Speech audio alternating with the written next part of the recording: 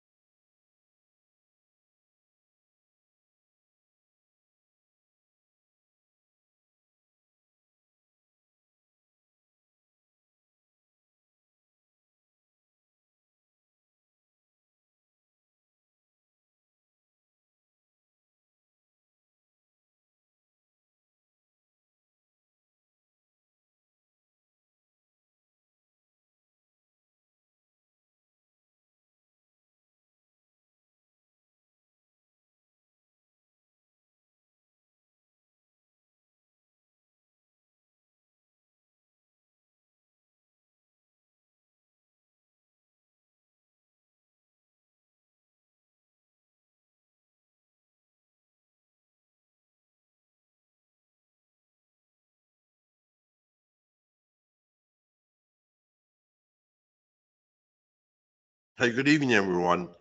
And really thanks for coming out this Sunday evening. I think I have a really interesting webinar to show you. And I was just eating a cookie, and Lee was making fun of me. I have the chat box open, and I'll answer your questions as they come in. The Uni-Renko settings, Rick, are 10-420, but I mean we'll get into all that. Yes, Mark, you're going to see that the DAX market moves remarkably well. And what I wanted to do was show you our software, but I want to do that quickly. I don't want to spend a lot of time, being boring, and that's why I'm going to bypass all the slides. I'm not going to show you any JPEGs. What we're going to do is we're going to quickly build a DAX chart. Now, I've spent quite a number of months now watching the DAX move, and it moves better than any other market I've seen. And I've been trying to think of why it moves so, it moves with great volatility, but it doesn't have radical reversals in price. And it starts trading at 3 o'clock in the morning Eastern time. And that's where a large amount of its volume is crossed, right around 3 a.m. And this is a 4 Uni-Renko.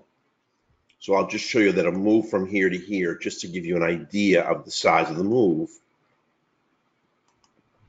Now that's 13.5 points. That's 27 ticks. That's a very big move. And from entry here to maximum excursion, that's almost 60 ticks. Actually, it's 59 ticks.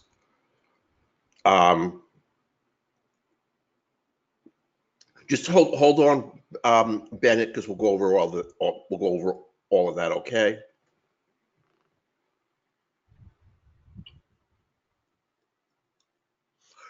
Okay, Mark. That's what I'm going to go over. Now the DAX market is in some respects like the Dow, because it takes all the stocks off the Frankfurt market and pulls 30 blue chip stocks, and that's what it trades. So it's trading 30 sort of like Dow equivalent stocks. The difference between the Dow and the DAX is that the Dow, each stock is market cap weighted, which means that the bigger the market cap, the more influence it has. The DAX is not. So each stock in the DAX pulls equal weight. So it's not market cap weighted.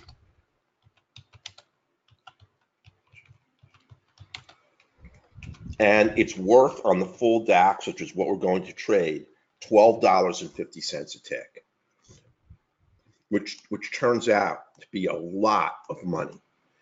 If we saw this volatility on the E-mini, I'm telling you, we would be stunned. I mean, how many times have you seen a 60-tick move on the E-mini?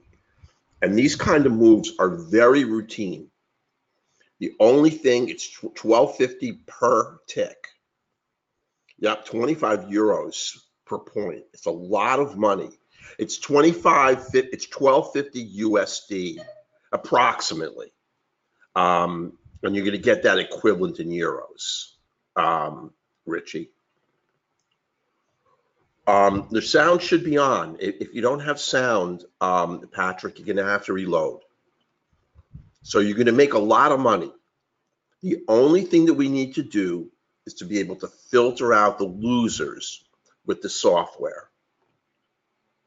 I've looked at the mini DAX.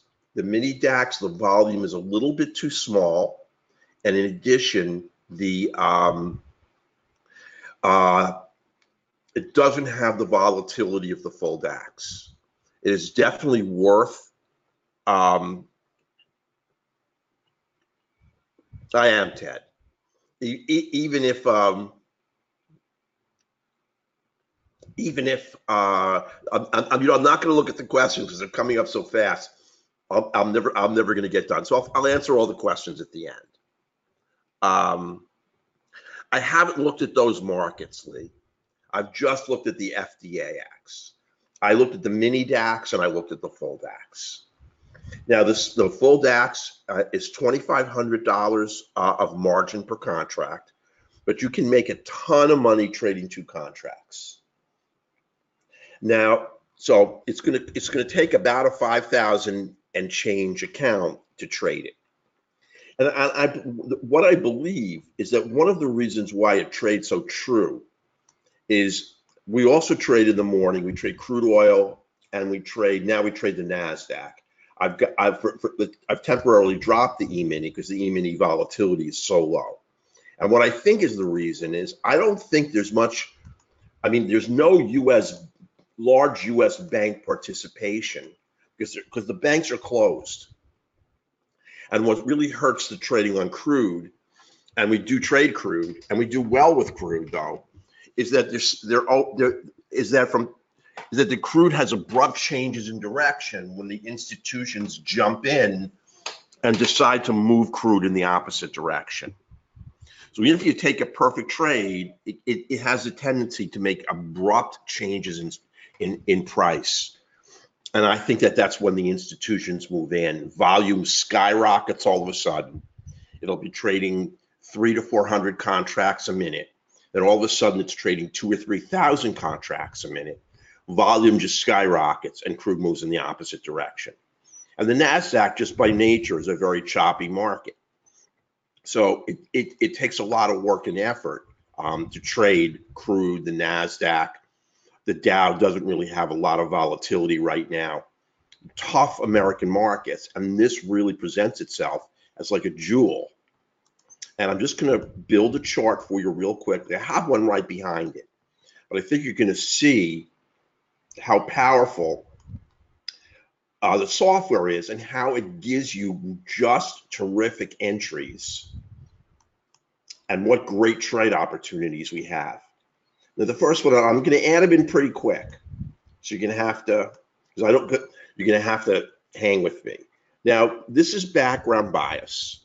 Now, a lot of traders in the room, I'm sure, are familiar with our software, and so I don't want to be redundant, but a lot are not. Now, background bias gives us a multi-time frame analysis. Let me just load this for more days. It's only got 2 days to load. Let's load 20 days of data. What it does is it gives us a multi-time frame analysis of trend. I mean, when we want to trade short optimally when our background bias is pink, and long when our background bias is green. Now, the nice thing about the most important thing about background bias is it is not affected by price on our trading chart. That's the most important thing to remember. It is affected by the direction of price on the two higher Uni-Renko multiples. So we're trading right now, we're trading a 4 Uni-Renko. It's a 10-420. It's looking at the trend of the 8 and the, it's looking at the trade, I'm sorry, of the 6 and the 8 Uni-Renko. It's not looking at the trend here. So when you have an alignment of the 6 and the 8 in the upward direction, we get green. And when we trade in the direction of that multi-time frame alignment, it really gives us better trading opportunities. The predictive value of getting a winner really goes up significantly. So I'm just scrolling through here, but we're going to add more. If you trade during a clear period, it means you have no multi-time frame alignment and trend, and anything that you take here tends to be a little more choppy and a little more risky. Now, all our indicators do a multi-time frame assessment, and that's what makes them so powerful. In addition, they never look at price on the trading chart. They only look at the two higher Uni-Renko multiples. So all the analysis that you're seeing, you would require to have your 4 Uni-Renko trading chart, and then your 6 Uni-Renko open, and your 8 Uni-Renko open, and have your crosshair there to do all of these multi-time frame analyses. It's very tough. Now, again, there are 3 different strengths of a downtrend and 3 different strengths of an uptrend. And the green is the strongest uptrend, and pink is the strongest downtrend. That's our bread and butter time to trade short, and here's our bread and butter time to trade long. And then we have 2 other strengths. This light blue is the weakest, but still long bias only, and light pink is the weakest down.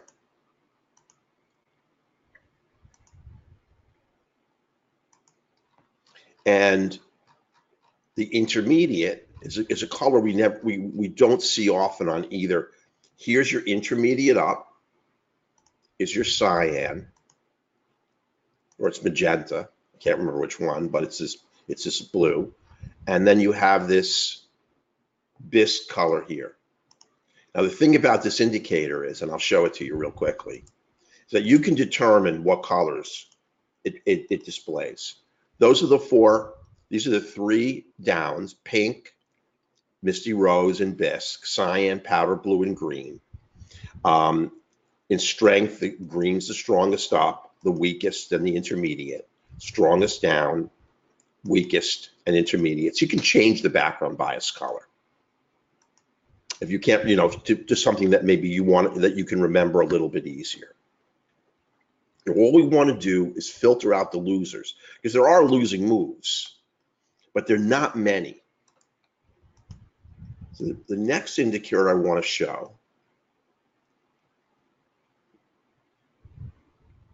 let me just say this before I continue, is that if I showed you a chart, which I have somewhere here, and I'll show it to you, of a range chart, which I traded for a long time.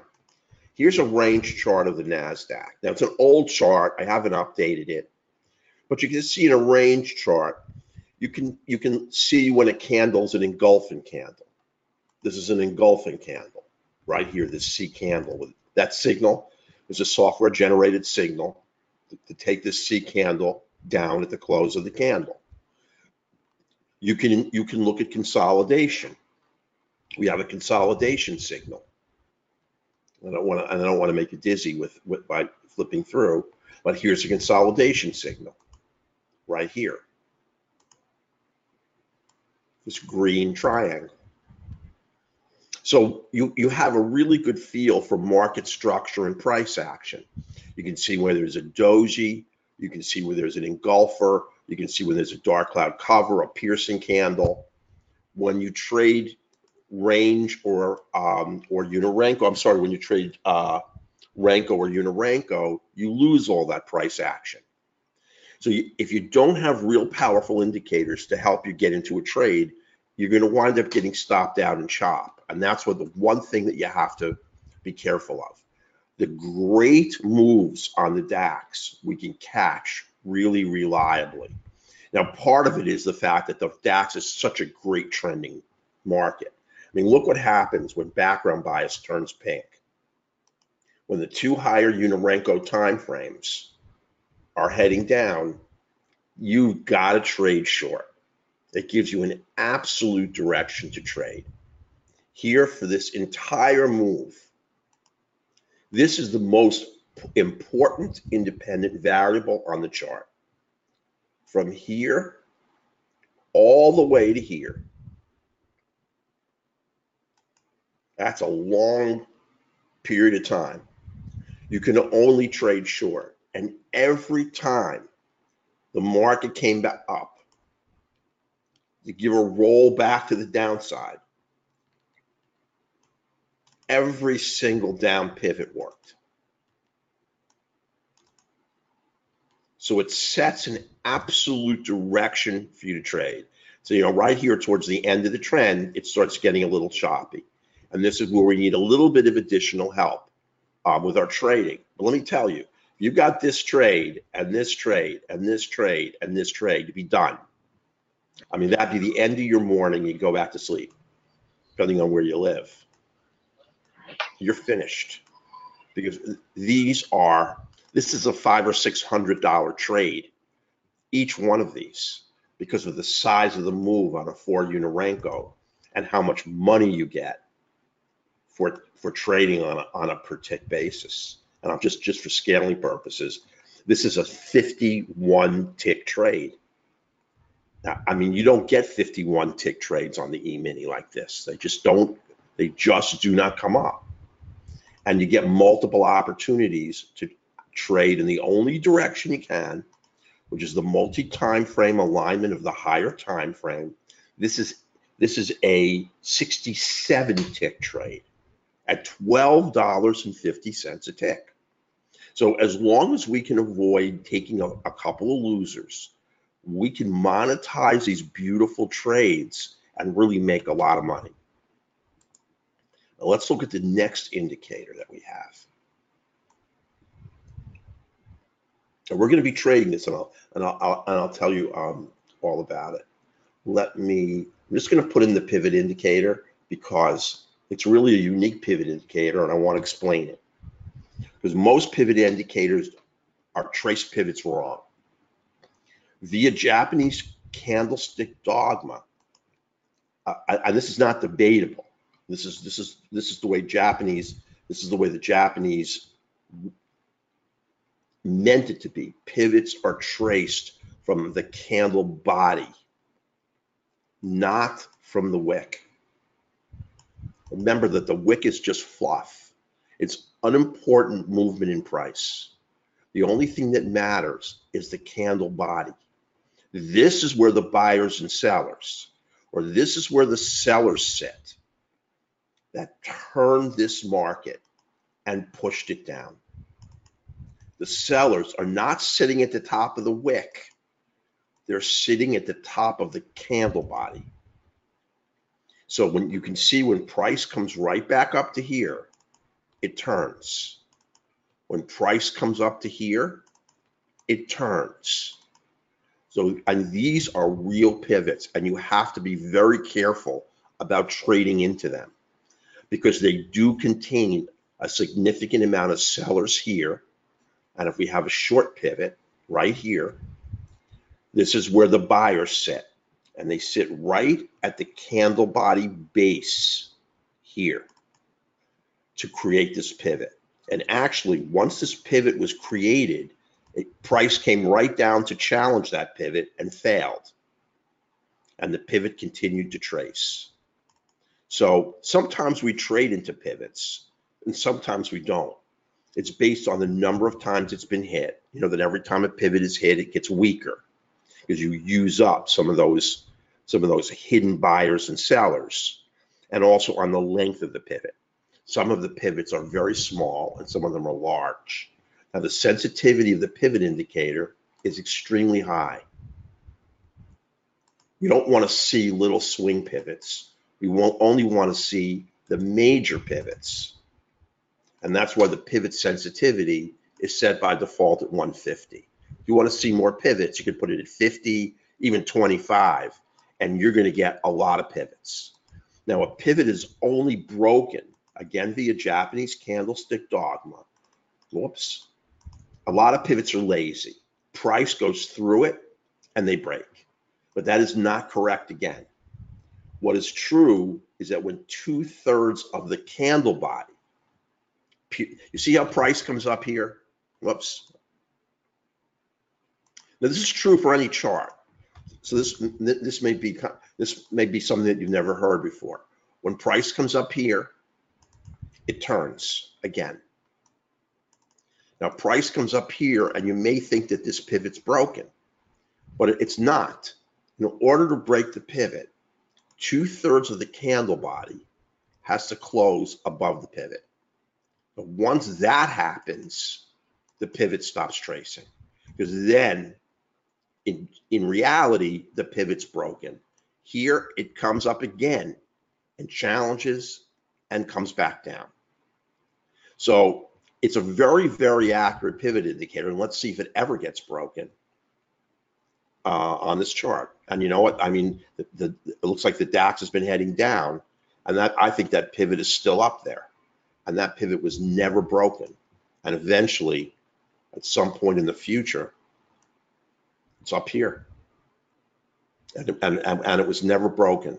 And you can see how dangerous it is trading into them. Every pivot held 4 or 5 times. And I mean, this is not a place we would trade into it, but it's a great place to exit. If you're sitting in a trade and you come up to the pivot and you haven't hit a target yet, you've got your first target out, you're looking for your second, it's a great place to manually close a trade, making the assumption that price is going to turn. So let's look at the next indicator. And I'm going through as quickly as I can.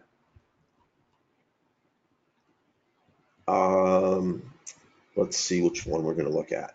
Okay, here's what we're going to look at. This one may seem unimportant, but it's actually quite good and different than you'll see on most. Now, if you look at the lower left-hand corner, you're going to see that I'm going to remove all the drawing material again, so all those lines and stuff aren't there anymore. Now, here's the volume. Now, I'm telling you that almost all volume indicators are broken. Now, I'm going to show you both of our volume indicators. And broken in the sense that they're inaccurate. Let me just put up our other one. It's the moving average analytics. So you're going to get 2 volume assessments. Now, here's volume up here.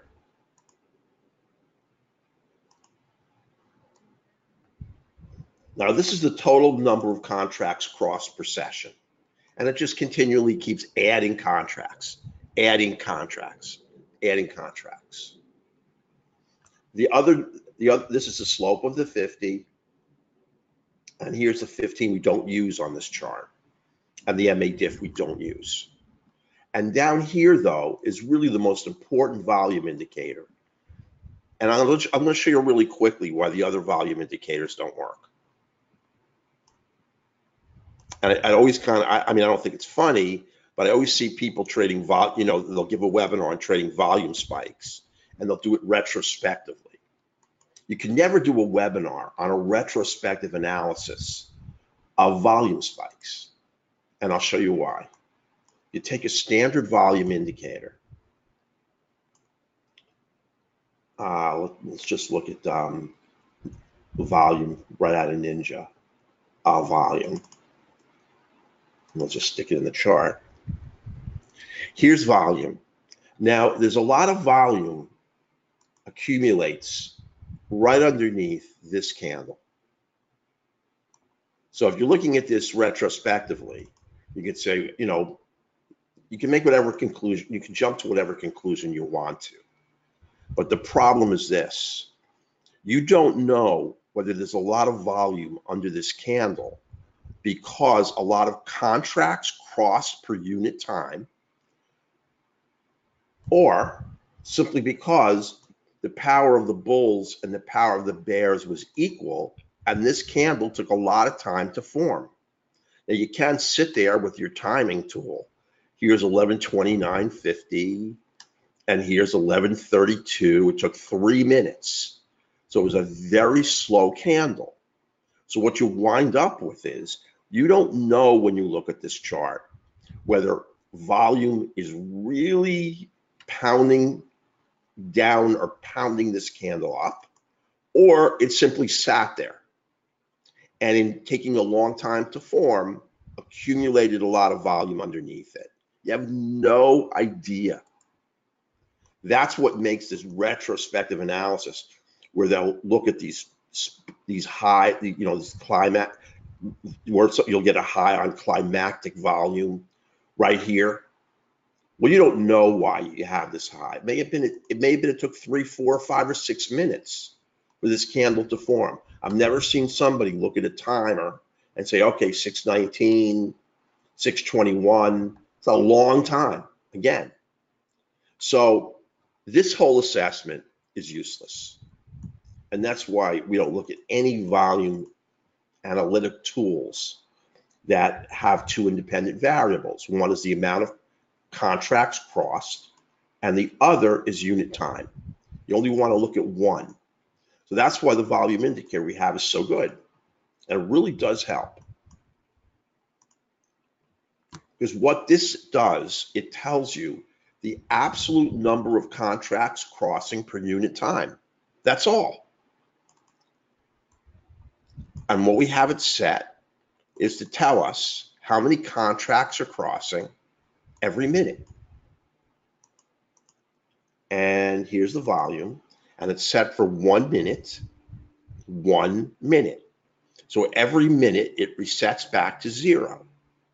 Now, on low volume on the DAX, you'll see about 100 to 150 contracts crossing per minute. And you know that that's low volume. So if you see that, you may want to stand aside because volume is low. Now, if you're less than 100 contracts per minute, you don't want to trade it. If you're trading 300 to 350 contracts a minute, you got moderate volume and you have a good trade. And if you're trading greater than 350 contracts per minute, you got great volume. And remember, there's no institutional bank participation, at least from the United States, because they're all closed. So most of this is commercial traders along with some European banks. And they do not tend to rock this market in the opposite direction. So that's why that volume number is so important. It really gives you a great handle. Am I trading in a moderate volume period, a low volume period where I don't want to trade, or am I trading in a great volume period where the trades are actually the best? But as long as you've got 300 to 350 contracts crossing, maybe 250, you're in a good volume period, and that's why this number, it seems so inconsequential, but it's actually very important. It takes up a little bit of space, but it means a lot. Now, getting a little more sophisticated, we have to go to our dots. Now, you'll notice we have dots for each market. And I'm going to bring the FDAX dots down. And we call it our dot system. But remember, we look to validate a trade with every in every possible way with every possible metric. And I'll show you, it's taking a while to assess because it's a multi-market, multi-time frame assessment. So give it 1 second, and there it is. Now the dots are very, very important. What the dots are looking at, and I'll tell you right, I'll show it to you right now. Let me find a really great place to show you. Now what we have to do on the dots is we have to both, Jim, 7 or 8.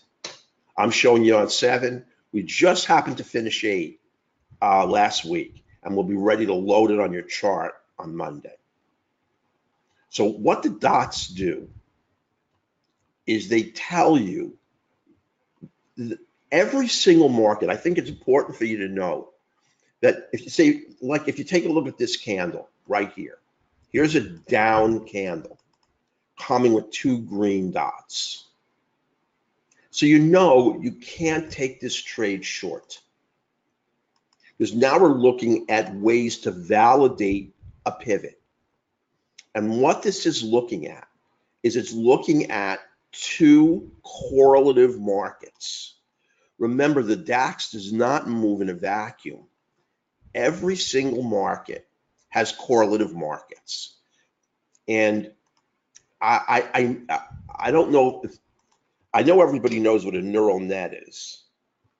We don't really have that much of a sophisticated neural net like Vantage Point. But we have 3 correlative markets, and those markets either move up when the DAX goes down or down when the DAX goes up. They either move in the same direction or the counter trend direction. So it was very hard to find them on the European markets, but they're currencies, there's certain currencies and there's certain precious metals that are trading late at night, and they correlate in the direction really, really well. Because you have to remember that if the DAX is going down, the money that was in the DAX is going somewhere. It's not going into cash. There's, I said that there's no large volatile institutional participation. Banks are participating, and all they're doing in the course of a DAX session is rotating their money from asset class to asset class. So when risk is off, they're going to take it out of the DAX and they're going to put it into another trading vehicle. So this is looking at those correlative markets on both the 4, so this is the 4, on the 6 Uni-Renko and on the 8 Uni-Renko. The dots are the slow chart, and the X is the fast. And when you get a pivot, you want to trade always with the dots because they have a tremendous amount of meaning. Now, I don't ever counter trend trade, but if you look at this move up right here, this is a counter trend move. You only have 1 dot. A single dot is a much riskier trade than a dual dot. And if you look right here, you see this move up? They do, Mark. So if you look at this move up here, you're not going to take this long pivot because look at the color of the dots sitting right above it. They're red. And this is how we avoid taking trades that are in the opposite direction to our correlative markets. And we always want to trade in their direction. I never take a trade unless I have dual dot confirmation on my pivot. There's no sense to, our goal as day traders and swing traders is to avoid risk. That's our goal. Yeah, no, Mahalo, the dots appear during the candle formation. And normally, you're always going to see these dots. I can show you on a market that's open right now. Here's the full DAX chart, but the E-mini is open right now, and this is a live chart. You see the contracts crossing, And you see, you've got the dots right above the candle. I see, Robert, I'm going to go through all of your comments later. I appreciate it. So you see that these dots are there. The market's moving really quickly. They form rather quickly. They're all intra-candle assessments. They're not done at candle close.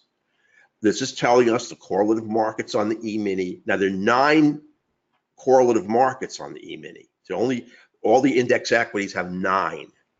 And I can tell you right now, I don't mind telling you on this is the direction of the combined Russell and the combined Nasdaq. We always want to trade the E-mini in the multi-time frame direction of the Russell and the Nasdaq. If they're all moving in the same direction and the multi-time frame direction of the E-mini is down, the likelihood of getting a winner is exceedingly high. So, now this is the full DAX chart. I want to build to it so that everybody understands what they're seeing. So the dots are really important. You can see right here, this censors this long trade. It censors this long trade. And that's what we want to do. These trades that go one candle and that's it, get censored. So you can step aside and not trade them. So everything that we're looking to do is to validate the potential success of a trading entry. Because the goal of our software is to give us a great assessment of risk when we enter a trade. Because some traders have a lot of risk tolerance. Everybody has a different, or is willing to risk a little bit different. Some traders may take a single dot and a pivot. I don't do that because if you look right here, here's your single dot confirmation. And where does the trade go? Nowhere. Here's your double dot confirmation here. And where does the trade go? A mile. That's the difference between the two. When you have both time frames of all 3 correlative markets in your direction, you got a good chance of getting a winner. That's all we can do as traders, is look at low risk, potential high reward trades. And here's that same issue again. Forget the long trade here. Now we're also trading in a period where there's no background bias, so we know that's riskier. But occasionally I will do that. But I'm not going to trade without my dot confirmation. Now here's a continuation trade. And we know we have the dual dots on the entry, and we've got a good shot at taking a long trade. Look at this confirmation. Now we have dual dots, and I have to get into this. I don't want to. No, Mahalo. Listen, as the candle forms, not only do they change. Listen, if you're in an uptrend like this, the dots are not going to change. But you see, the darker the dot, the stronger the trend. Just like there are 3 colors on background bias, there are 3 color dots. I don't want to make this too difficult, but you see on this move down, here's the lightest color dot. It's light pink. Here's the intermediate color. It's darker red, and the maroon is the strongest color. And listen, these are really easy signals because they form intra-candle. And the dot may change. They're not going to change from green to red. That I can tell you. When this candle started forming, you had this light green color. And this really is a potential loser on a continuation. Because you have dual dots, but you can see they're both very light. And on the next candle, even though this candle goes higher, the dots disappear. And that's really worrisome. When you have your market moving higher, but the dots disappearing, it's telling you that the correlative markets have just abandoned you. So you have to watch each candle as it evolves. What you want to see is the dots slowly get darker and darker and keep that maroon colored red or that dark green to the upside. And it's a great way to validate a trade. And when you've got the two lightest dots on the pivot and then the next candle is gone, if you're in the trade, you can close. And you may lose a tick or two, or you may actually make a tick or two. So the dots are very, very important on every pivot that we take, and they will censor a ton of bad trades. Now we're going to do even more to make sure that we don't take losers, because that's our goal. And the reason it takes us a long time to roll out each platform is each platform has its own set of indicators, because they have to be tailored for that given market. Now, these are the quant lines on the DAX. Now, the DAX, I only got one here, and I should have three. I don't know why it's not doing that. Here's what I'm going to do. I'm going to take out my build chart, and I'm going to show you the full one.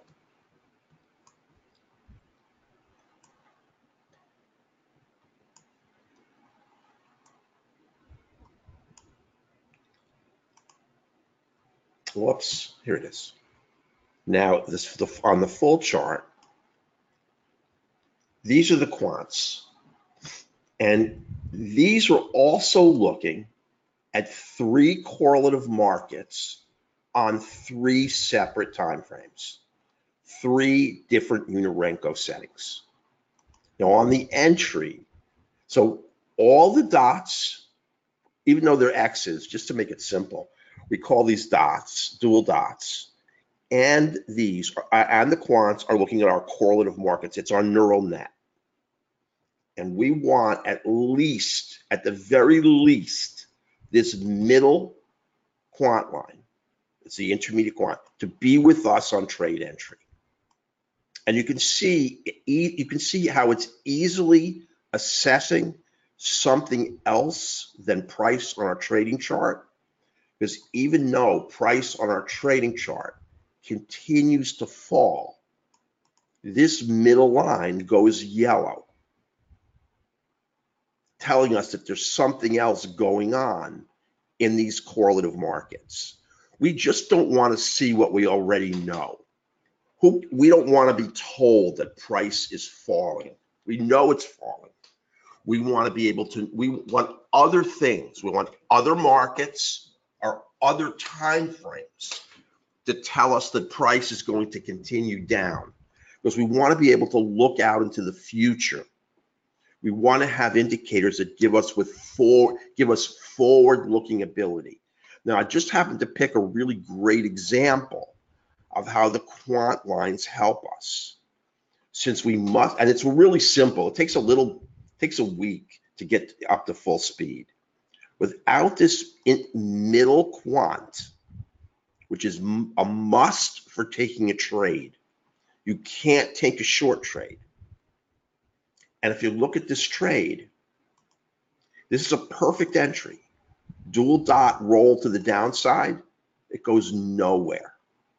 It stops you from taking a loser. And let me tell you, it's no accident. This trade here is a winner. It's a small winner, but it keeps you out of it. Now, one price you pay when you trade with specificity is you're gonna sidestep a lot of losers, but you're gonna, from now and then, have to give up a winner. And if you want to get every winner, you're never going to make any money. Here, where you have your upper and intermediate, there's your bread and butter trade, all the way down. Dual dots, dual quants, you sidestep the loser, you had to give up a small winner, and there is your bread and butter winner. Now it's trading into a pivot, so you have to bear that risk, but this is such a perfect trade, I would have taken it. Now, I'm not so sure if I would have let it continue through this lower pivot. I get very nervous around pivots, and we may have closed it, but it's okay because we made good money and we avoided taking additional risk. This is really up to you. I mean, there's no right or wrong here as long as you do the same thing every time. If a perfect entry in your opinion, you believe that this pivot is going to break and you continue to trade through that pivot every single time, it's in your play manual, you're good. Now, we can look at a few other trades. Here, we don't have the ability to take this trade short. There's a lot of reasons why we can't take it short. We don't have background bias. We don't have the quants. We just don't have the validation for it. But I'm going to show you how we can get into these trades. Here is your perfect trade. That's a light pink, dual dots. There's signals on there that I haven't explained yet, but there's your great move down. Here, no trade.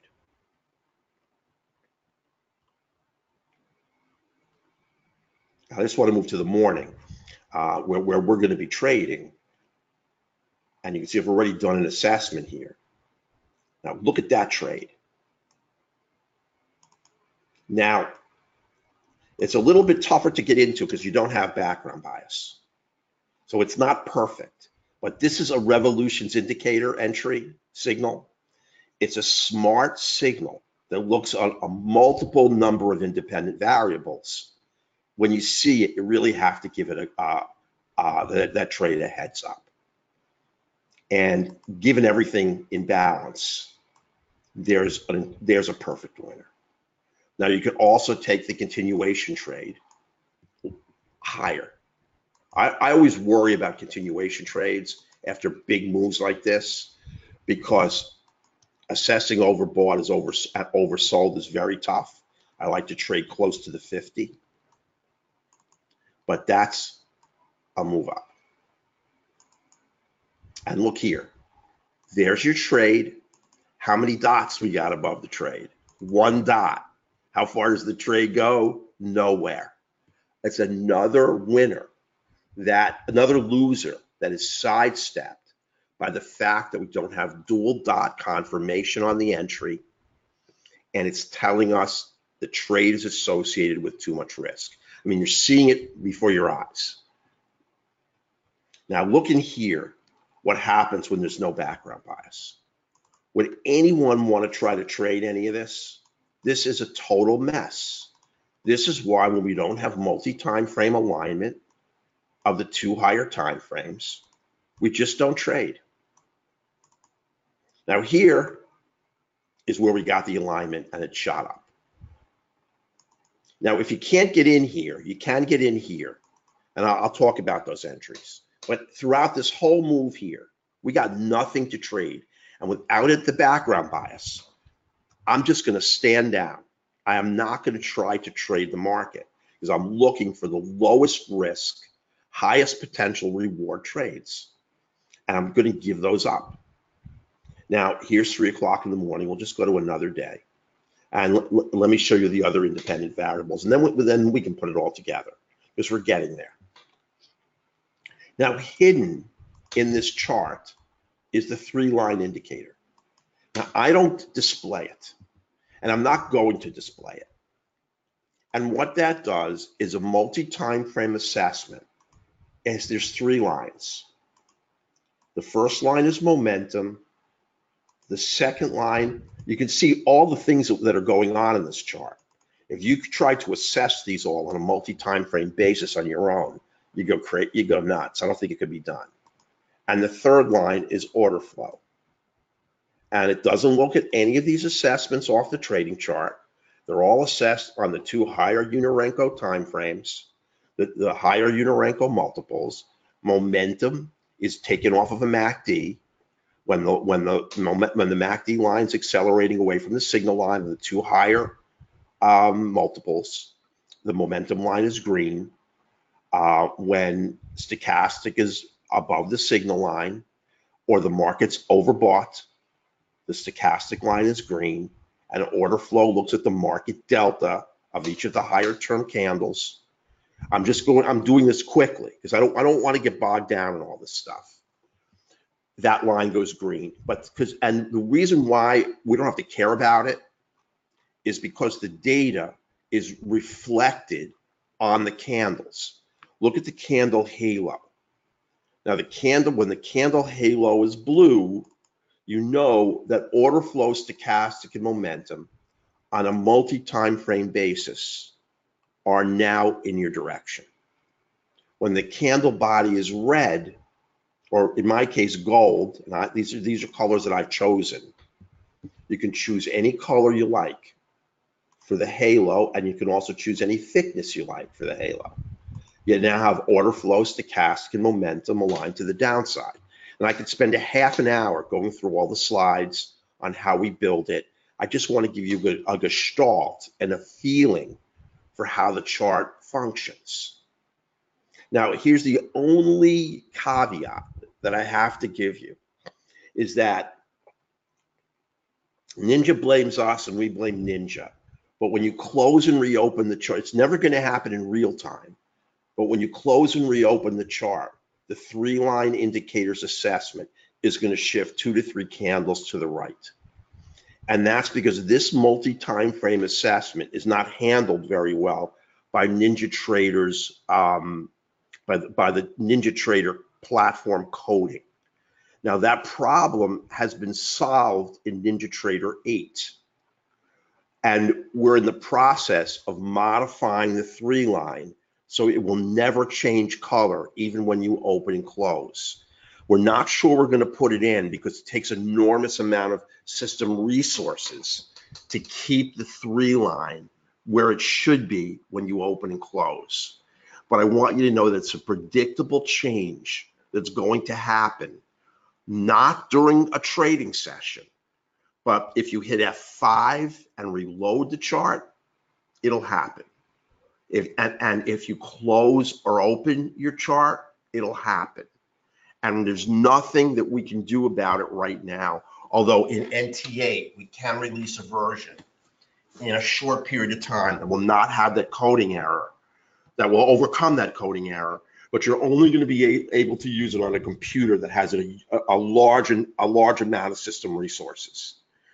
And then you'll never get this change. Because right here, we have to predict the color of the 3-line in live. Here it's blue here. If you pull this back 2 candles, it was on all likelihood blue here. And you see how it was blue in the previous candle? Then you lose it in these 2, and then it turns green again. Now, I'm not trying to, pull a fast one. That's just what happens on this chart, and there's nothing that can be done about it. If the FDAX was live now, I could show you. Right here on the E-mini, this 3-line is perfect, and that's the actual color. But on this historical DAX, because I opened and closed, that 3-line is not going to be perfect. Now you see, here's a continuation long trade with the 3-line. Candle outline is blue. Now here's a continuation long trade at 344 that does not go anywhere. And here's one at 352 in which there probably was a 3-line. So here and here are 2 problematic trades. And one thing I'm not going to do, I'm not going to hide losers from you, and I'm not going to tell you you're going to get 100% losers. You're going to get losers. But if you look at this trade down here, you have no quant to take the trade. You need that intermediate quant right here. I'll show it to you again. Everything has to be aligned. Go right here. Now here is a bona fide loser. This trade doesn't have that intermediate. A 10-5-15, Roger, every time the candle jumps, it moves 4 ticks, 4 ticks, 4 ticks, like that. And a reversal candle here is 25 ticks. So from this candle here to here is 24, and then this one more that's 25 ticks. I mean, that's how the Uni-Renko sets up. Now, what's really great about Uni-Renko as opposed to Renko is that I'll show you this trade right here. You have a perfect entry here. You have the 3-line the dual dots, you have the pink background bias, everything that tells you this is a great continuation short trade. But let's say you miss the entry. This big wick allows you to enter the trade here because it's a continuation trade. And what this is known as is this is a bull failure. The bulls tried to move the market all the way up. They just were one tick short of creating a reversal candle, but the bears socked the market down. And that's going to give you a first target. And if you look right here on the continuation, you have no intermediate quant, no ability to take this trade short. Now, I know I'm going through this fast here. There's no way you're going to take this trade short because you have a green dot. So you really need a lot setting up for you. There's a perfect trade right there. Dual dots, background bias, two red lines, yet gold halo for order flow, stochastic, and momentum, and down you go. Now let me just go through a few other lines. There are very few times you're going to get a webinar where somebody or a seminar that dissects their chart down like this. I mean, they're all stylized JPEGs that show you a lot of stuff they want you to see, but they don't talk about the predictive value of a trading entry. And like right here, if you trade this market right here, you're going to get winner, no trade, probably no trade. Here's a gigantic winner. Here's another huge winner. And all the stuff in between is filtered out. So all you need is a run like this to close the morning right here with almost $1,000. That's what we're waiting for. That multi-time frame alignment and trend, an entry where we have the correlative markets and we have dual dots optimally. We have to have the 3 line in our direction, which unfortunately we have to estimate here because of the fact that that 3 line changes when you close and open. And if we wait, we're going to get terrific entries here, here, here, and here. Now, this trade, remember I told you it was a potential loser? We have no 3 line. That center line here, no trade. Boom, boom, gone. The loser's filtered. Here we have all 3 lines green. What a great setup. Here, all 3 lines green. We just don't have the 3 line, but again, that blue halo, we don't know if we would have had it in real time. So let me go over the rest of the platform. This is our exponential oscillator. And I know it's a lot. If you're not familiar with this, it's a lot of stuff. Now, in general, price moves in an arithmetic way, not a geometric way. There's no second order function that describes market movement because it moves arithmetically, which is why the person who developed the exponential moving average should be set up in front of a firing squad and shot. Excuse my, I'm just kidding, but there is no reason to have anything move in an exponential way. Price doesn't move exponentially. So why have an exponential moving average chase it? That's just somebody thought up that they thought they were clever, but in no way does it help you trade. But this exponential oscillator, which is to the power of 2, makes the oscillator line move faster. And you can see these blue triangles. These are oscillator entries. Oscillator entries. And the oscillator entries, where you have an oscillator signal, again, diminish the risk on a trade. Andrew, 10 minutes.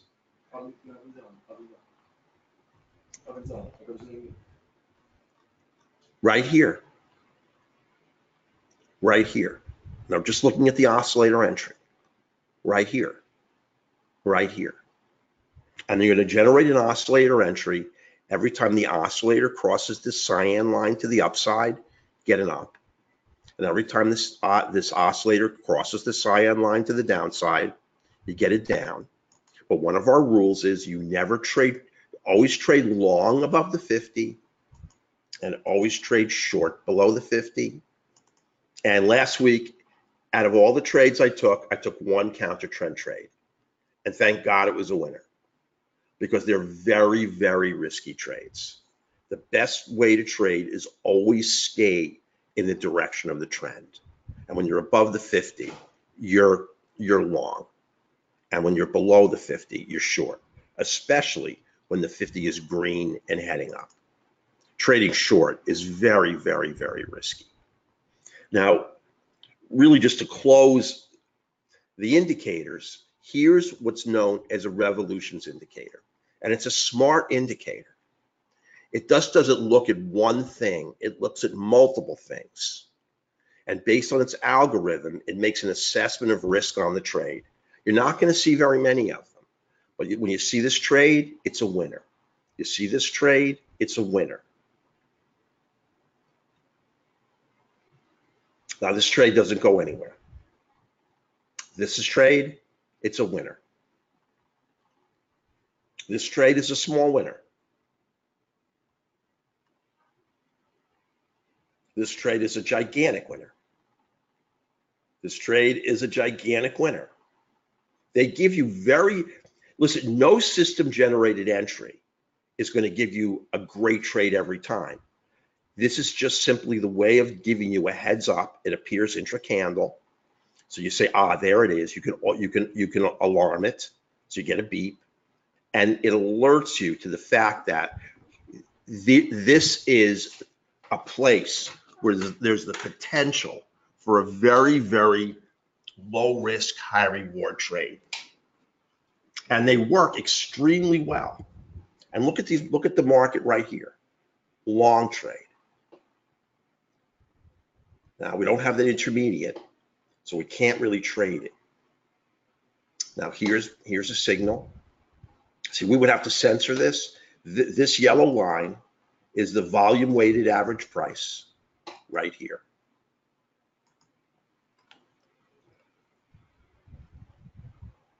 And let me just find the other lines. And then really you've got the whole platform. And we can go and we can go through a couple of days worth of data. And then if you have any questions, right here, this dash line is the previous session close.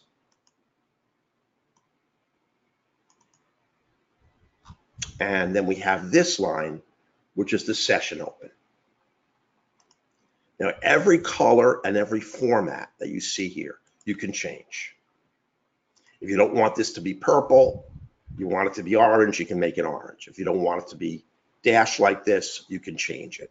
You can change this color. Yes, we do, Jim. I'll talk about all that. Jim, I'm gonna get to everything.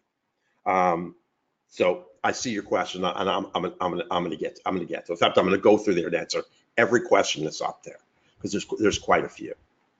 So and there's one other signal. I have to find it, and it's worth my showing it to you because it's a good one. We don't take any dumb signals that come right off of our trading chart, because they don't have any predictive value whatsoever. And I can't find it. Let me just make sure it's on here.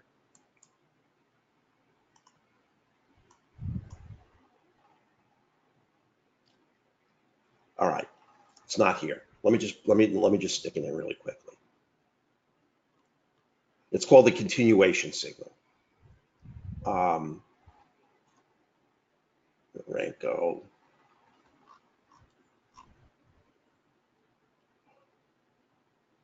Continuations. I'm going to put it in. I don't know why it was left off of that chart. This is also a smart indicator. It's a multi-time frame assessment. Everything that we do is multi-time frame assessment. Let me find an entry. You don't get many of these, and they don't come up very often. And I may need to reformat it because it may not be set for the Uni-Renko setting. I don't think we're, you know what, I'll show it to you on another chart. Just so you see how it's when it's working good. Here's crude. And you see this flat line here? That is the continuation signal. It's a multi-time prem assessment of market structure and price action. And when you see it, just like the revolutions, it gives you a good heads up on a good potential trade. It's right there. You need so much. You see here you have both a revolutions and a continuation signal. Dual dots, background bias, that's a take. And that's a winner. We're looking for 5 ticks on crude for our first target. That's easy 5. That's 8 or 9 ticks. There's your continuation signal right there. And there's your perfect trade. I mean, we're trying to give ourselves help on trading by looking at smart indicators. I would have taken this trade even on a single dot. And here's the revolutions. Perfect short. Perfect short. It's not here. That's still a perfect short. When you get triple quants, all correlative markets are telling you that money is flowing out of crude, and you get this color aligned to the downside. I'm telling you, you start getting bread and butter trades, and these 3 are the bread and butter trades: 1, 2, and 3. There's no reason to take any additional risk. Now here's the middle of the night in crude. I really didn't plan on showing crude, but I'll show you a session of crude. Here, look at this entry. And up. You're not going to get taken out of this entry unless you have a reversal candle. No quants here, no trades. This, you don't have the quants. Can't take it. Right here, there's no dots. You can't take it. Here we have pink background bias, and here you go again. Now I took that trade. I remember. Now, I don't want to make it tougher, but the quants also recalibrate with when you open and close. I'm sorry, but that's just the way NinjaTrader 7 is. NinjaTrader 8, if you have a lot of system resources, in about 3 weeks, we'll update the program so it doesn't do it. Real time, never, but close and open, yes. And here's your continuation trade. Perfect. So really, it's all about getting low risk, high reward trades. So that's really that's the platform, and what I think makes the DAX so great to trade. And what we're gonna do is we're gonna start trading it not tomorrow, but a week from Monday at 6 a.m. Eastern time. I've looked at the trades. The best trades are 3 a.m. between 3 and 6 in the morning, but it's too early for me to get up. I mean, I won't be able to function all day in the office, but I can get up at 5:30 and be on the platform at 6 a.m. And between 6 a.m. and 8:30 in the morning, excellent volume. Remember that everybody in the world, there's no American markets to trade pretty much. They're either trading the DAX or they're trading Forex. Once the American markets open, it starts siphoning volume off of the Forex. Although the Forex continues to move really well, and we're going to trade it into the morning. And we trade it live. Okay, Nareesh, we'll have to send you a list of the Forex currency pairs, and we will. I'll tell Roy to do that on Monday for you. Okay? I don't think we have them posted, but we have them calculated. So in the middle of the night, traders don't have a whole lot of things to look at, and they really do pound this market, and this market is just wonderful. And you see, this is just NinjaTrader 7. We lost background bias. It's just the way the market is. I mean, we can't overcome the code, and see, it just came right back. So that's always going to be a little bit of a problem with the FDAX, but not, I just want to stress, not in real time, only on a retrospective analysis when you close and open the charts. So when you trade it, you know exactly what's going on. If you want to do a look back, you're going to have to look at market replay data. You know, the chart, and you're going to have to, or you have to do a little bit of, you know, your own analysis and say, okay, I'm going to move these quants 2 or 3 candles to the left. It's a shift to the right. You know you have to push to the left. And this is a perfect short. Here's a perfect short. Now this is a 303, and it is going to be a perfect short. I mean, it's just a matter of recalibrating because of the fractal indicators. There are very few platforms that are true fractal indicators. It took us 6 months to format for NinjaTrader 8 from NinjaTrader 7 because of the complexity of our indicator system. I mean, these are looking at 3 other markets on multiple time frames, just like the dots. And this is looking at order flow, stochastic, and momentum on multiple time frames. Everything is a multi-time frame assessment. Even the continuation signals a multi-time frame assessment, as is the revolutions indicator. So we're looking to put everything in our direction, and the DAX is just wonderful chart to trade. When it moves, when it goes into when it gives you an entry that's validated by dual dots and the intermediate line here, or quant, along with at least the upper and lower 2 lines, and you have background bias, and you have an oscillator signal, and you have a dual dot entry, and you're not trading into support or resistance, the likelihood of this being a winner is exceedingly high.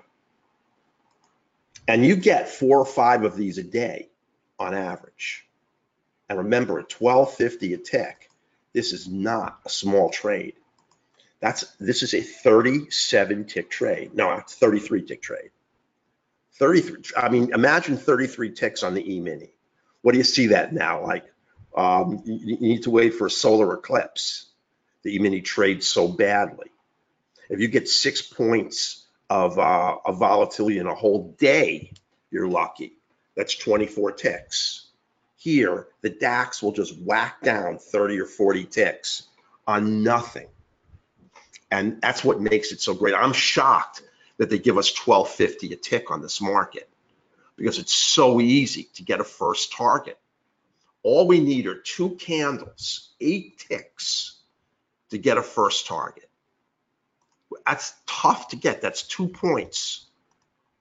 That's 15 tick move. Our first is either going to be 8 or 10 out. We don't need a big move for the DAX. And we're out and we've locked in profit and we can let the trade run. And if the second contract goes 20 or 30 ticks, we have almost $500 on the trade. That's what makes it so lucrative. And that's what we're setting up to do a week from Monday. We're going to open the room at 6 a.m. Eastern, and we're going to trade till we either hit our profit target, which is going to be $500 a day, or we just run out of volume. And we're going to go with the DAX until one of the two happen. Okay, I'm going to go through all the questions, Robert. So I see your question. I'm just going to scroll to the top and I'm going to answer all of them. Hey, thanks everyone. Thank you. Thank all you guys for showing up. So again, the Uni-Renko setting is at 10-4-20. It's a big candle, but the DAX does move quick. And I was looking very seriously because there's some traders in the room that are already on a 5-2-10. That's a shorter Uni-Renko time frame, obviously. It's a 2 Uni-Renko instead of a 4. I think it's a little too fast. And I would rather take fewer trades and have it move further and wait for background bias. So I'm pretty sure it's going to be a 10-4-20. That's what you're seeing here right now.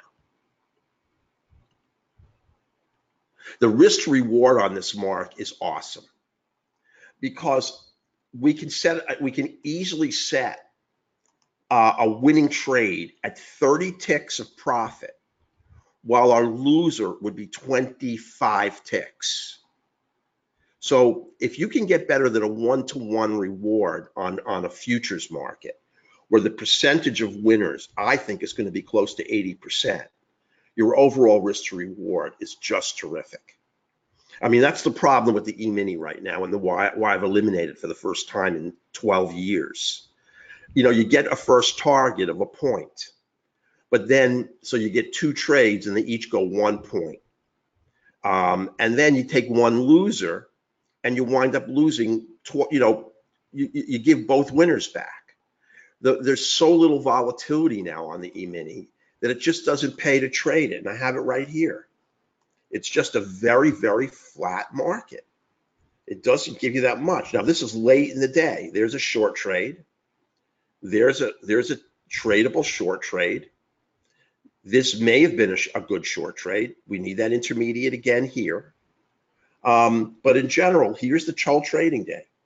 It's just awful. I mean, it opens here. You don't have any validated trades. I mean, this was Friday. It was a terrible market to trade.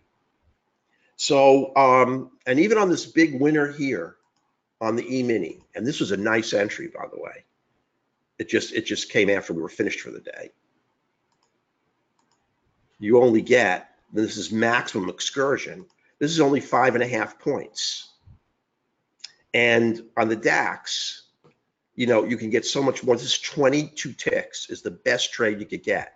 You can get 22 ticks in a heartbeat over and over again on the DAX. This is the one single best trade for the whole day on the E-mini. So it's a much, much better market to trade. Yeah, Lee, I love the DAX too. I really do.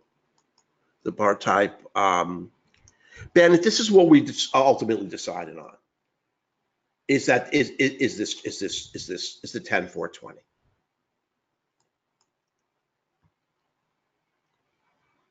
That's it, right? You got it, Mark. It's built on the 30 stocks. You're right. Nice. It's Bayer, Siemens, SAP, SAP. It's the big European blue chips. That's what we're trading here. And they have nice volatility, but their movement is generally very smooth. 12.5 euros. Lee's the man. He knows. 12.50 per tick. Yes, 25 euros per point. Thank you, Lee. Well, Richie, based on what Lee says, it's 12.5 euros per tick. Since Lee, I think, trades the DAX on his platform, you know, it was Joe Bracket Trader, which is also a great platform if you want to trade news. And I know that he uses, I think he uses the DAX on news. It's 25 euros. And it's 12.5 euros per tick. So your broker's going to have to convert that over. That makes it even more lucrative because I don't know if a euro is worth less or more than $1 anymore. I can't remember. Good. Now, again, Lee, I haven't looked at the FDAX. Natural gas, bad volume, Lee. And Ted, I have done that.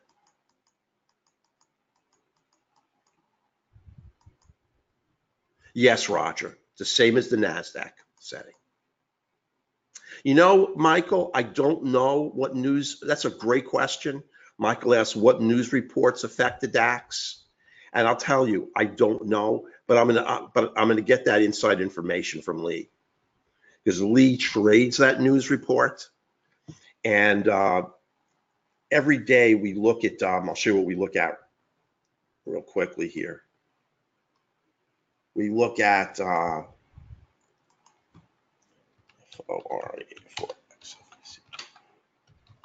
Forex Factory. I would have to get the inside scoop on what to watch out for as far as news report when it comes up for something that might move the DAX. And that's a really, really good question.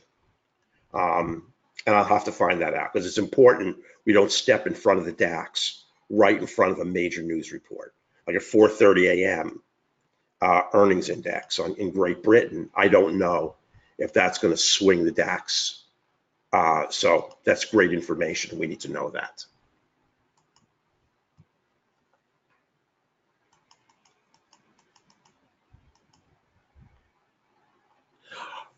Hardy, you can trade the DAX off of CQG, which you can get a free data feed just to check it out. I actually went and I'll show you. So CQG and Continuum, you can get free data feeds. Also, your broker should be able to give that to you. But if you have to pay for it, I got the scoop on the price.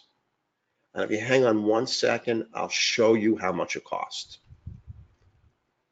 Because I sent a text message to Kinetic, and it's not cheap off of Kinetic. Here's the monthly cost if you have to buy it as a single data feed. Now, I'm going to buy it because I want to have a dual data feed, but I'm going to put it into the room. And that's also a very, very good question, by the way. This is the cost.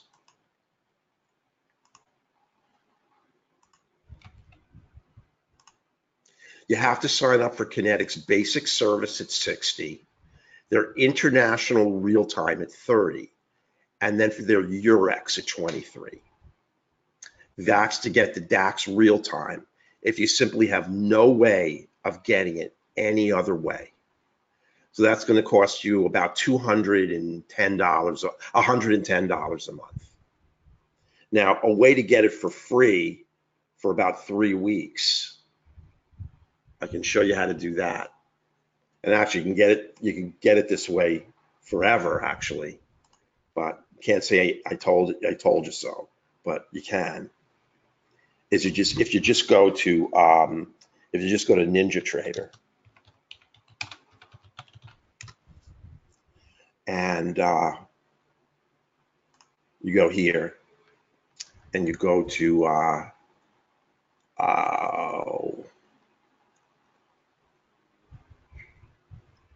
now we won't be able to find it.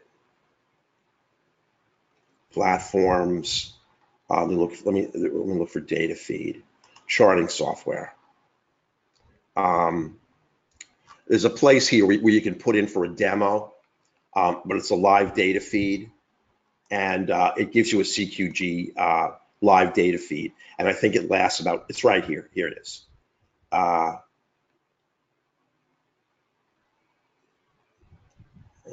can't find it. Get started. Get started with NinjaTrader. This is not it. I can't really find it right now, but it's right on the NinjaTrader platform. You can put your email address in, and they'll give you a CQG data feed. I always find it. Now that I'm looking for it, I can't find it. Free live data feed right here. Here you go. Just put your name. See, we've used it a few times. We've got 200 names in there. And you put your phone number, email address, and you just select where you're from. And you can select futures. And that's and that CQG data feed will come with a live Forex feed. So that's a way of getting it. Hey, Jim, nice to meet you. Oh, I didn't know that, Mark. I read that it was equal weighted, so it is market cap related. Okay, then thank you for correcting me.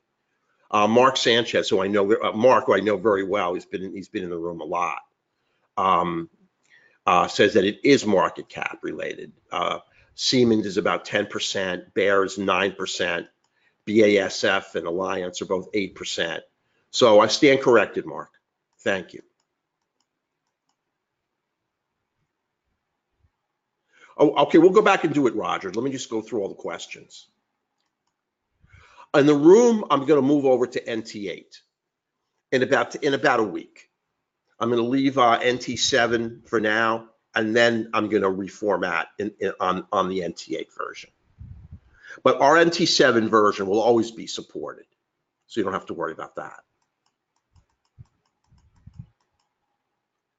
We're going to be trading.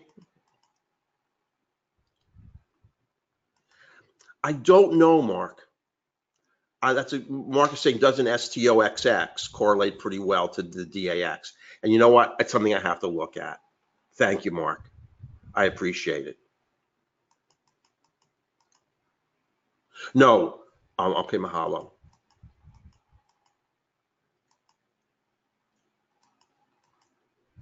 Okay, let me see. Robert's writing, hi, Mark. I found a reasonable correlation between volume and volatility in the DAX. My cutoff where I stop trading is less 100 contracts per minute on a 5-period moving average or 1-minute volume. You were spot on with your assessment of volume earlier. I am impressed you saw this. I find it so important that I have a separate 1-minute chart to be sure volume is above 100 contracts at times on the 50 per MA. Yeah, well, we're on the same page, Robert, and you got it stone cold right. Now, I'll just show you something really quick. We still have a lot of traders in the room, and since you're hanging in there on a Sunday, I'll show you something really quickly. This is called our volume hammer, and the only reason I don't look at it is because I don't want there to be too much stuff on the chart, but I'll show it to you really quickly. It doesn't make any difference. This is an FX volume hammer. It doesn't matter because they're all the same. It doesn't matter for me. In a package for you, it would matter, but I'll show you the volume hammer. And the volume hammer is a way of looking at that 1-minute assessment over time. So right here, now this is forming. I'm gonna make it thicker so you can see it. I'm gonna make it a 3. I'll make it a 3. Now, I don't choose to use it. If somebody would like it, if you have the full platform, I'll give it to you. If you want to come aboard with the DAX, I'll add it too. What this is telling you is volume per minute. So you cannot look with your crosshair and say, okay, this is this candle, this is this candle, this is this candle. This is the right edge, so this is new. This is 1 minute ago. This is 2 minutes ago. This is 3 minutes ago, 4, 5, 6, 7, 8, 10 minutes ago. So it's a rare indicator. While the candles are moving as Uni-Renko, this is moving as minutes. But what it does is it gives you the ability to do a look back, and if you crosshair it, or you set it to here, you can actually see how many contracts are crossing. And if I put price markers true,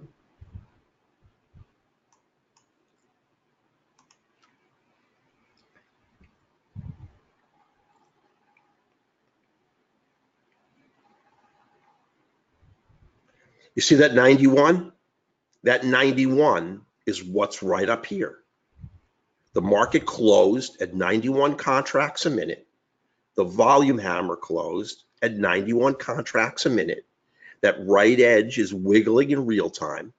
And what it gives you the ability to do is take a look back over, if it's 10, it's 10 minutes. If it's 15 of these, it's 15 minutes, and see how volume is doing retrospectively.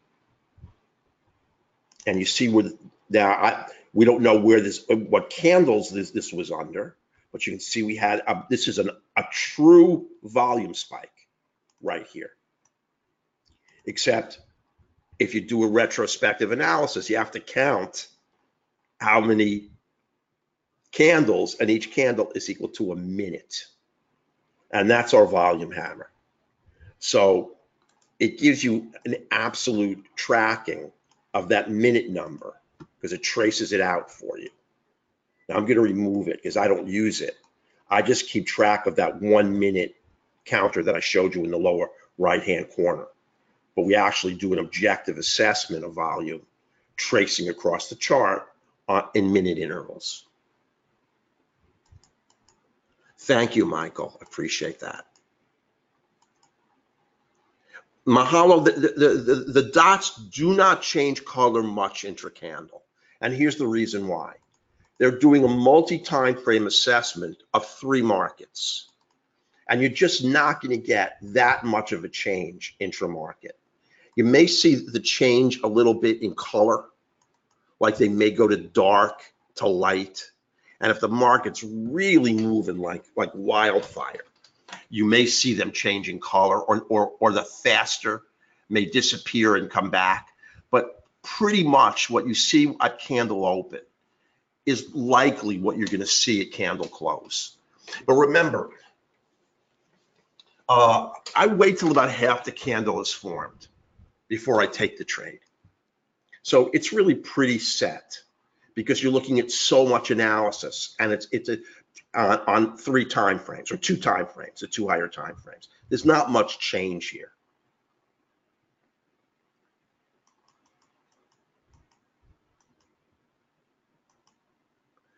Ted, the key line is the middle line. If you have the middle line, you can then use it with the upper or the lower, and you have a valid entry. If you have all 3 lines, it's gravy on the trade. And that's when you're going to take this continuation signal. You see how this candle forms a wick here? Anytime you get a wick on a Uni-Renko, you can use it as an entry candle. It's always a little bit riskier. We don't have the 3 line here, but I'm just showing you market structure wise, that's a continuation trade, because this is a bull failure. The bulls tried to reverse this candle, and they formed a wick on it. They couldn't do it. They failed. Background bias is pink. You have all 3 quants red. It's not easy to turn all 3 red or all 3 green. And when you do, you're in a very strong downtrend. And along with this bull failure, you could have gotten in here, would have given you heat on the trade, which is surprising. But I'll just tell you this, and I teach this in the room. If let's say you decided not to enter on this wick would be almost, this is a very good place to trade, because you have a bull failure 2 times in a row. The bulls failed here. If you entered here, you're good. Obviously this would have been one of those where a white knuckle trade, because you're going to have the candle come all the way up to try to potentially take out your stop, but then it's going to fail. When you see that kind of thing happen 2 times in a row, on that second entry, you're in. And that's what gives you tremendous advantage over trading Renko. And let me just say one more thing. You cannot use a stochastic with Renko. I see it all the time on platforms they sell for thousands of dollars. They have a stochastic and a Renko. In order to trade in order for the stochastic to trace out an accurate number, you need a high of a candle, a low of a candle, an open of a candle, and a close of a candle. You don't get that with a Renko. But on a Uni-Renko, you do, because it forms wicks. And these wicks are enough to generate the data the stochastic indicator needs to trace out an accurate line. If you try to trade it on a Renko, it's just a big bomb. And all that K line is doing, that percent K, is tracing out price. That's true for Williams K, stochastic, RSI, ADR, ADX. They all fail to work when you're using a straight Renko, which is why Uni-Renko is so much more advantageous to trade. This wick sets the oscillator right on balance. Okay.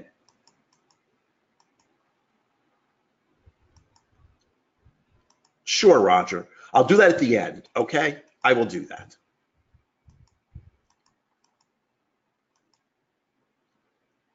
No, I see that, Roger. I gotcha. I'm going to do that at the end. Yes, Jim, as I mentioned, I have a trade room. Right now it opens at, the market opens at 9:30 Eastern. I'm in the room like 9:29 and 59 seconds. is I don't trade pre-market. And I don't even trade when the market opens. I let the market settle down for a minute or two, and then we start to trade. So we trade every single morning, and we trade crude, and we trade the Nasdaq. And the NQ has been very, very challenging. I don't think I don't know, I can't remember on Friday. I don't think we got one trade on the NQ that we could take during the trading session. But we made good money, and we closed up, and we don't care. But we're going to add the DAX next Monday, and we're going to be opening 3 hours earlier. So it's going to be a longer trading session. I need to get my sleep. We have a lot of training sessions. If you come aboard, we're going to give you 450 videos. Our whole educational series. It's going to really discuss in detail every single indicator, all of our trading strategy, everything. And this system makes people money. A lot of people in the room have been there for a long, long time. And Roger's one of them. Roger's a good trader.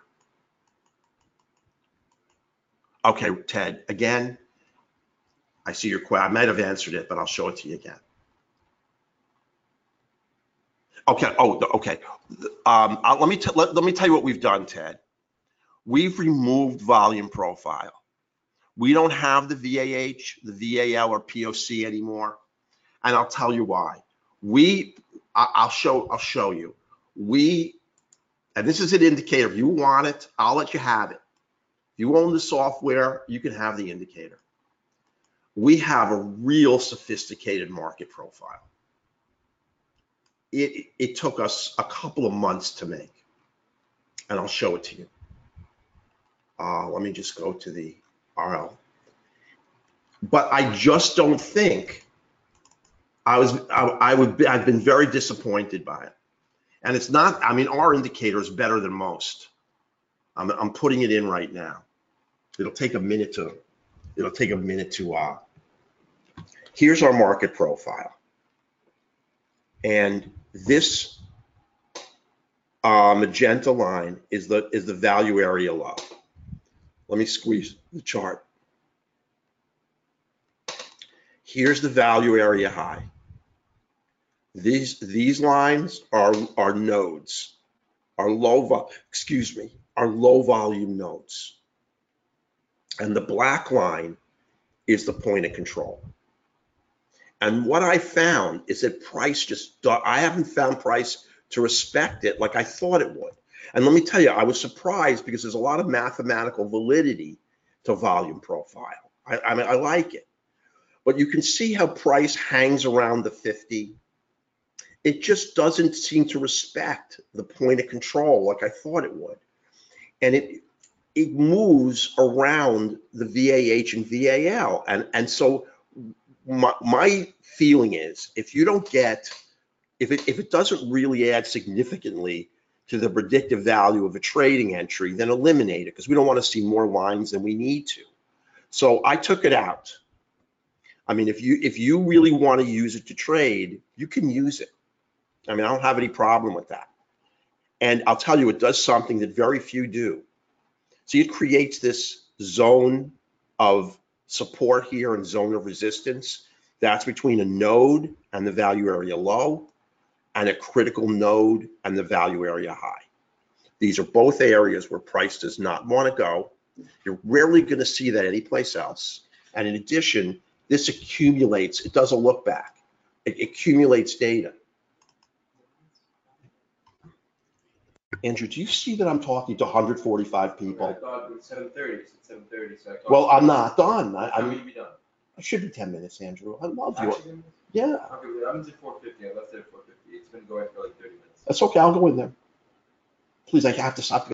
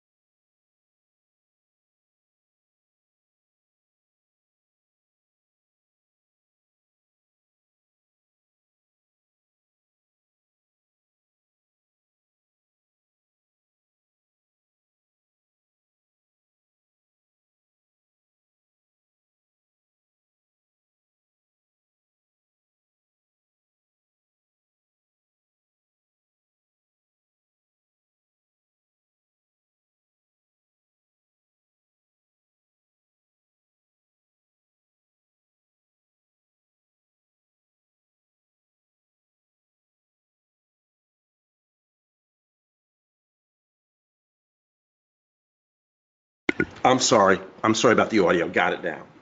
Okay. Well, Ed was just telling me that he thinks that I bail on some trades early, and he's right.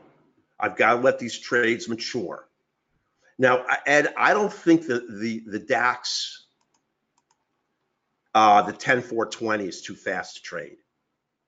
Remember, we had I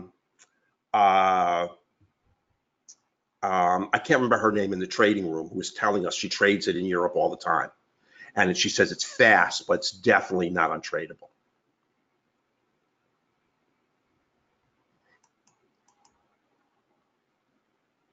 I can't read that one, Roger. It can work with any data series, Mitchell. It doesn't make any difference. The system will work on a 2-minute, a 3-minute, a 4-minute. It'll work on a 377 tick. We have to format it for you because the speed of the dots, the speed of the quants have to be set for the speed of your chart. I mean, all the correlative markets have to be reset. They don't do that automatically. It's one drawback when you trade multiple time frames and multiple markets. But the core of the system will work on any time frame and on any market. It doesn't matter what you're trading. Okay. A euro is $1.14. Yes, it is on NT8, David. Yes, Damon. Yeah, I know. 12.5 euros is $441. So, you know, it's more than 1-to-1. It's a lot of money per tick.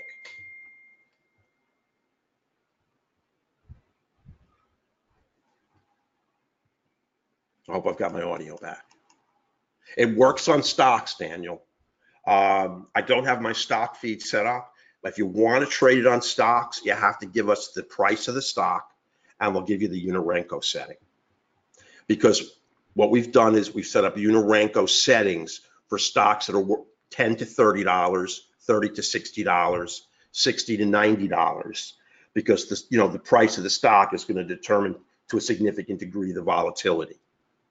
So if you're going to trade Amazon, we'll have to give you the Uni-Renko setting for that to trade it. But it works on any instrument. It does not matter. These forces that move price are universal, and it does not make any difference what you're trading.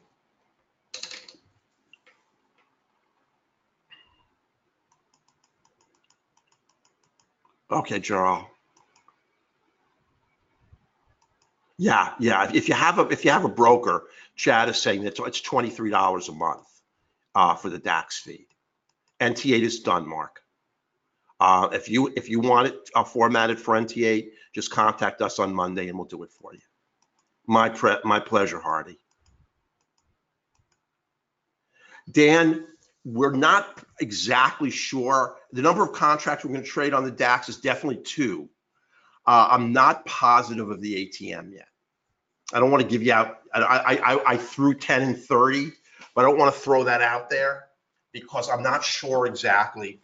I want our risk to be at least equal to our reward on the DAX. So I really have to check. Yes, Shalom. The volume hammer will be available for NT8. If you want the volume hammer, I know you have the full platform. You can have it. Just send us an email and we'll send it to you. Or when we format for you on NT8, we'll add the volume hammer in. You know, if you want the volume hammer, if you have the full platform, you want the volume hammer and you want market profile, you can have it. It's a 50 EMA, David. It's all it is. It's nothing fancy here. Remember, I don't believe in exponential metrics for assessing price movement because price does not move exponentially, it moves arithmetically. So this is just a simple 50. What we have optimized is the slope degree. And this does give you an assessment of, right here is the 50 moving average colored. The slope, line slope 2 is a good slope. If you make it 3, it'll be tougher to get a green or a red. You'll see more yellow. So this is really a perfect setting. And I'll just show you one thing that an assessment we did a long time ago that really surprised me. When price comes up to the 50, my anticipation always was that there would be a direct correlation between the slope of the 50 and whether or not it comes up and heads back down or comes up and moves through. And it turns out that there's zero correlation. And we did a 2-year assessment of that to determine if we could get a heads up on whether we're going to get a continuation back down or a movement through the 50 based on the slope of the 50, and the answer was no. So there are multiple other independent variables at work, and this in and of itself is not an effective isolated independent variable to help us determine whether price is going to bounce down or move through and start an uptrend. I wish it was that simple, because if it was, we could basically make a signal down based on the slope degree of the 50. And unfortunately, the price doesn't move that simply. Okay, Robert, thank you. Thank you. Thank you. I appreciate it. Thank you very much. Satvir, on Monday, we'll be ready to go with NT8. Terry, I don't have them yet. I know you'll want the ATMs for the DAX. I don't know them. We're going to finish that assessment on Monday, and then we will have the ATMs. I know everyone's asking for that, but I'm not sure what they are. I wish I could tell you for sure, but I just don't want to give you misinformation. You know, Terry, I really like the Russell. The problem with, and we use it in our correlative markets very much when we trade the Nasdaq, the Dow, and the E-mini, but it just doesn't have any volume. We have a Russell template. I mean, if you like the software, we have a completely formatted Russell chart. I mean, it's very elegant and it trades very well. You just have to deal with low volume. That's the only thing. And since they've reduced it to $5 a tick, they kind of I mean, they've reduced the reward, but they've also reduced the risk. I would rather stick with the Nasdaq and with crude. But the Russell's a good chart, and it does trade well, and we have a nice Russell setup. Okay, I hope you got sound now.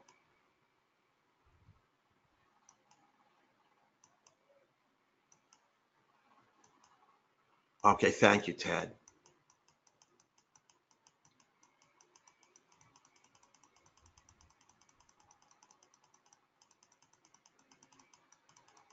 No, I'm getting no sound. Okay, thank God. You know what it is? My son came in and asked me to make him French fries. So I muted the sound and I forgot to turn it off. I mean, the kid already preheated the oven. No, Richie, we don't use a 277 tick. We're using a Uni-Renko. There's no tick chart here. I'm glad. It works on, see, you can use Schwab, Daniel, to power NT8. The data feed off of almost any regular, I mean, I use Thinkorswim, and you can use that to power your NT8 platform.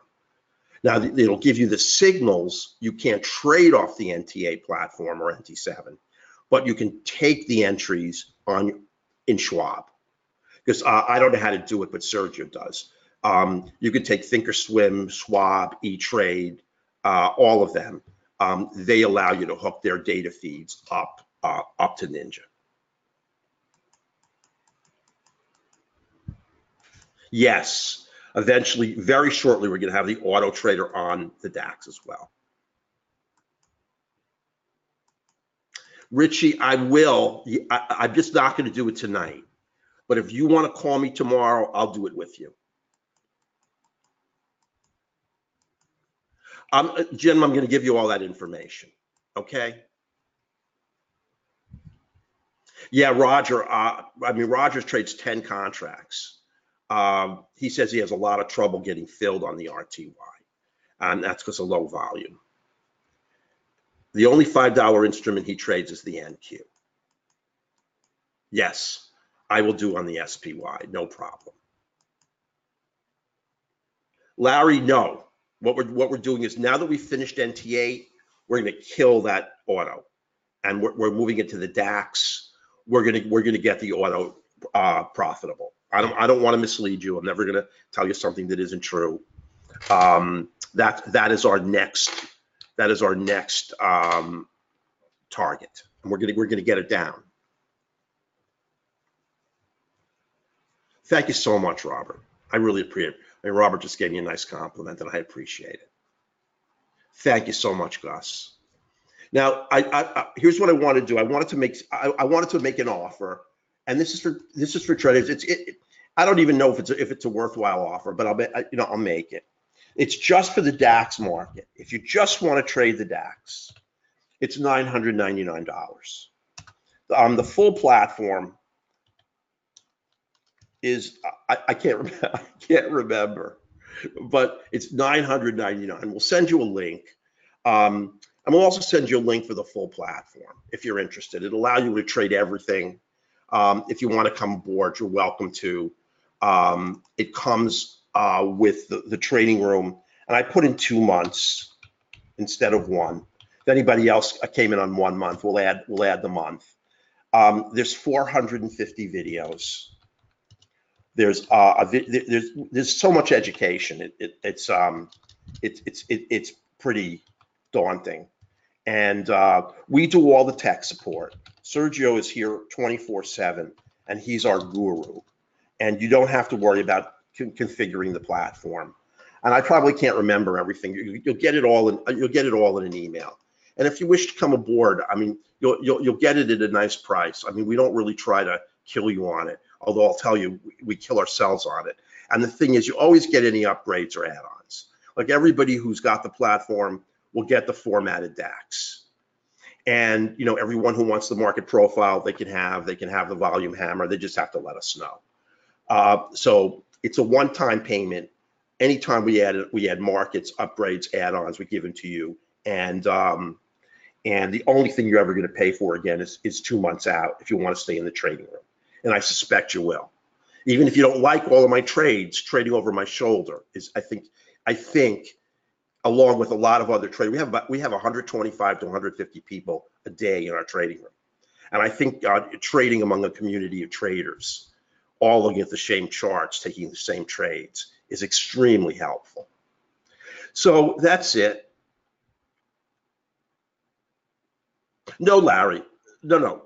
We're gonna get the auto on everything working great. That's our goal, Larry. We want to get it profitable every day, and I know we can. Okay. It's $149, Jim.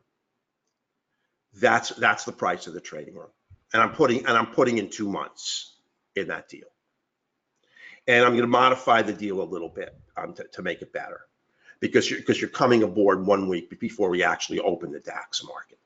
So it's a little bit of leap of faith, but you'll be in the live trading room tomorrow anyway, and Sergio will configure your platform and get you up and running. So you don't have to worry about that. Thank you, Mark. I appreciate it. And your input's great, Mark. I learned from you, and I really appreciate that. So listen, everyone. Have a really, really wonderful evening. Get good rest. Let's trade tomorrow and make money. We're fighting the other small commercial traders, and we're trying to trade with the institutional traders. Everything we do, the multi-time. Steve, sometime this week in the room, I'm moving to NT8. If you have NT7 and you want Sergio to roll you to NT8, he'll do it for you. Everybody who has NT7 can go to NT8. There's not a problem with it. And again, no charge, nothing. We will move you from 7 to 8. I'm going to move from 7 to 8 in the room at some point in the very, very near future. So it's up to you. We'll be happy to do it for you. Okay, Stephen, if you haven't set anything up yet, go to NT8. It's a little more sophisticated a platform, and I like it a little bit more than NT7. It doesn't give you any great advantage, But if you have not been set up, go to NT8 and just set up on NT8. And I'm going to tell Sergio tomorrow, all new setups will be on NT8 unless you specify 7. So the only thing that we can do is take money from the other small trader. Our goal is to trade with the institutional traders. That's our goal. We look for the multi-time frame trend. We look for all the correlative markets to tell us big money is in the trade. That's really what we're trying to do. We're trying to track that footprint and trade in that direction. We will never beat the institutional guys. That's why I don't like to counter trend trade. I like to take the trend with the money, with order flow, stochastic, and momentum, with the correlative markets, with the multi-time frame trend. That's the thing that's going to give us the highest probability for a winning entry than anything else. Staying away from areas of support and resistance will also help. So take care, everybody. Have a great evening. You'll be trading the DAX a week from tomorrow. We'll be live on the DAX in the room at 5:59 and 59 seconds, and we will be trading the DAX live. Sergio will configure your ATM. We're just going to configure it. We're just going to work on exactly the best one, and that's, let me tell you, trade management is really important. I don't want to be frivolous in throwing out an ATM that isn't going to give us the best risk to reward and the best potential for monetizing this full move down and getting as much of that as we can. Because every time you get a great trade, if you can't take as much as possible to the bank of it and you leave money on the table, it's going to come back to bite you, because you're only going to get a few perfect trades on the markets. Thank you, Jim. I'm, an honest guy. I'm a single dad. I have a son who is yelling at me to make him French fries, and we don't try to chase you for money. And we're here 24/7. I mean, we almost live in this office. I mean, I'm at home now, but I mean, we live here, so we don't hide under a rock. We're all around. So take care, everyone, and thank you so much for your time. And if at least, even if you don't want to trade the platform, I hope you learned something about how the market moves, what indicators work best with different types of candles, and just got a better feel for what's going to work for you in the market and what you have to look for in order to get that low risk, high reward trade. So take care, everyone, and I'll see hopefully I'll see a lot of people in the trading room tomorrow. You too, Saphir. Have a great evening, and I'll see everyone. Hopefully we'll see you tomorrow. But either way, best of luck. Take care, everyone, and thank you so much. Bye-bye.